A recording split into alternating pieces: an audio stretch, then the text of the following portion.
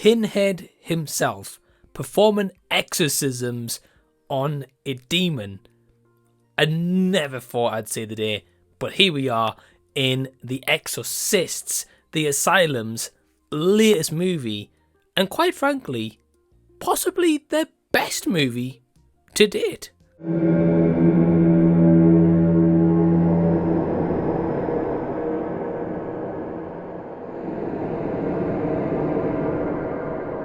Hello everyone, what's going on? Welcome to the channel, whether you're new or returning. Really appreciate you taking your time out to check out this review. So, if you know my channel, you know that I absolutely love so bad they're good movies, or sometimes even just flat out bad movies. Now, I've covered plenty of Asylum ones here on the channel, and today is absolutely no different as I welcome you guys to the spooky season.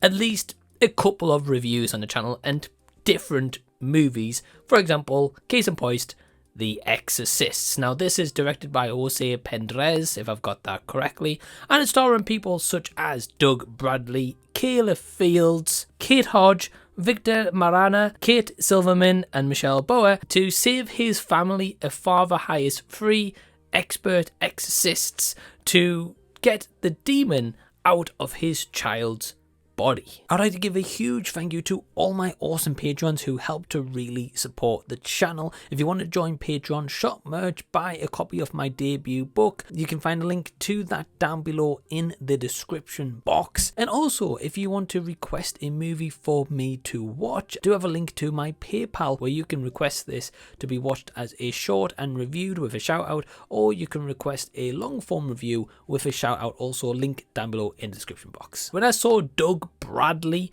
in an Asylum movie, I was like, wow, the Asylum have definitely stepped up their budget, and the poster looked pretty cool. So I thought, heck, let's check this out. And what made this really cool is I actually sat down with my partner Emma as she got to experience her first ever Asylum movie. Now you might be thinking, Mike, why would you put her through that torment and punishment? Well, hey, I gave her the choice and she actually wanted to watch it. And as I mentioned kind of in the intro, I will probably say that out of all the Asylum movies that I've seen thus far, this is actually probably the best one I've seen, and probably one that I would kind of actually revisit. Yeah, I'm as shocked as you guys saying that. So without further ado, let's go into the positives here. Firstly, Doug Bradley is good in the movie, right? Now, you can say about the acting, and we're definitely going to get into that, but one thing I will say is that our 3 kind of expert exorcists here, they actually do a good job. So Doug Bradley, Victor Maraña, and Kate Hodge, they all actually do the best, and they're actually quite likable characters. Definitely, I would say, out of everyone in the movie, they probably provide the best acting and kind of like believable selling point to this, because at the end of the day, guys, this is a low budget movie, but I will say for the low budget that they have, they actually use this to make an actual like well shot for most part kind of movie. Like the on-set location where they have this child who is possessed is good. It looks great. Like the graveyard scene that they have at the beginning of the movie also looks good, and I did watch a couple of behind the scenes because Prendes, the director, actually does have a YouTube channel, and he did actually post some behind the scenes footage of that, and I would definitely say it looks impressive. It looks good. It's probably the best looking Asylum movie that they've actually ever made. So big props to the director and the team behind the camera who actually helped to kind of put that together.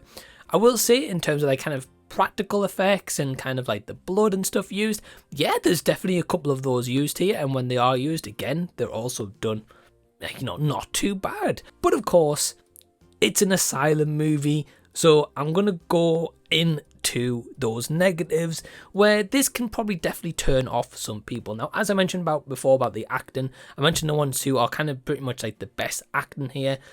The rest of the acting is a little bit sketchy. Now, of course, you're not going to get the best acting in the world with an Asylum movie. You guys probably know that by now. But some of it was just really sketchy, not really believable. It kind of then made the other acting, who was actually doing it good, make them look like far better. There's certain points throughout here where there's definitely a lot of inconsistencies, right? So when it's shot through the daytime, it looks good. Visually, it looks good as well. Then at the nighttime, there's shots where it's dark. Sometimes some shots are too dark, but then also through kind of like the glass windows that they have here, that's of course beaming in like any light that there is. There's plenty of times where it shows like an exterior shot of the building and it's complete pitch kind of black outside. But then sometimes there's like ray of lights like this coming into the shot, and I'm like, hold on. It's still pitch black, like you've just zoomed out and just done like an exterior shot, like a drone shot kind of thing, because there is actually some drone footage used here. And it's not as if it's like the glass panes are actually coloured and bringing in the light. No, it's crystal clear, guys. Also, there's a couple points where when someone is possessed, for example, again, as I say, they've got like crystal clear eyes, like crystal white eyes. I say it could be contact lenses, I'm assuming. And there's times when there's like the demon voice coming through, but the eyes are normal. But then there's other times when the demon voice is talking and it's completely like crystallized, and I'm like, so if they don't have the crystallized, they're not possessed, or if they have the crystallized, then they are possessed. Like, that's kind of like my thought pattern of it. But then this movie changes that sometimes, and I'm just like, what? Like, where does this come from? And there was also one scene as well where my partner burst out laughing, and I did actually kind of start laughing as well, where there's an absolute massive convenience towards kind of the third act of the movie, and this kind of frying pan appears from like out the middle of nowhere from like earlier on in the movie. Throughout, there's definitely a lot of conveniences here, and certain things happen in the right moment at the right time, and there's just a lot of stuff here you can be like, kind of like roll your eyes out of the thing. But overall, guys, I'm just going to say this. I actually had an alright time with this one. I was invested. There was points where I was actually like, wow, I'm kind of intrigued. I think with a higher budget, I think this could have actually been a pretty good movie. Yes, it is kind of a spoof of The Exorcist. You're going to get that. So if you can't kind of look past that, you're absolutely not going to have any enjoyment here.